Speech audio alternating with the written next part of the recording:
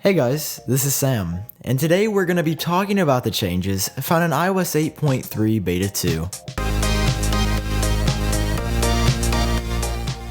Exactly 2 weeks ago, Apple introduced the very first beta of iOS 8.3 to developers, and if this is the first you're ever hearing about 8.3, I have to apologize, because I actually kind of forgot to cover what was new in 8.3 Beta 1 2 weeks ago on my channel, so very quickly before jumping into the changes for Beta 2, we're going to talk about Beta 1.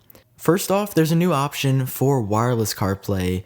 After that, there was a completely redesigned emoji picker, so instead of all the emojis being paginated as they are in any version of iOS previous to 8.3, you can actually scroll through all of them at once as you guys see right now, and also there were some small UI changes as well. After that, there was a new option for Google two-step verification if you have two-step verification set up for your Google account, and finally there was a small layout change in Passbook. That's what was new in the previous version of iOS 8.3, so here's what's new in today's iOS 8.3 Beta 2. First off, and by far the largest change in this update, is that there are now 300 new emojis that are much more diverse than they were before.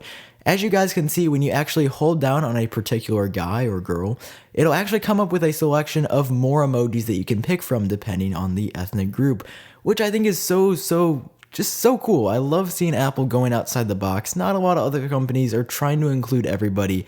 I'm a huge fan of these new diverse emojis. I think they're really cool, and yeah, that's all I can say. I think they're really cool. I'm super happy that Apple introduced 300 new emojis, kind of similar to this in iOS 8.3 Beta 2.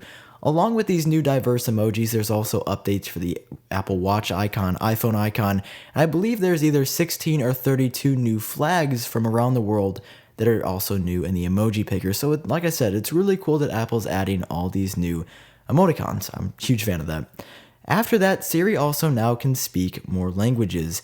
She now speaks Danish, Dutch, English India, English New Zealand, Portuguese Brazil, Russian, Swedish, Thai, and Turkish. So for any of my international listeners, if you didn't already, I'm from the US and you can't tell by my accent, if you're in one of those countries, it's super good news that Siri will be able to speak natively to whatever you speak. That is also awesome. Finally, at the very top, it is also known that there is an LTE voice bug on Verizon. So if you're on Verizon and you install iOS 8.3 Beta 2, you won't be able to use voice over LTE, and there's an option to change that to data only in the settings app for your phone. Those are currently all the discovered changes found in iOS 8.3 Beta 2. If you enjoyed the video, feel free to give it a like down below and of course subscribe for future iOS updates and betas. This has been Sam with iUpdateOS, and I will talk to you guys in the next one.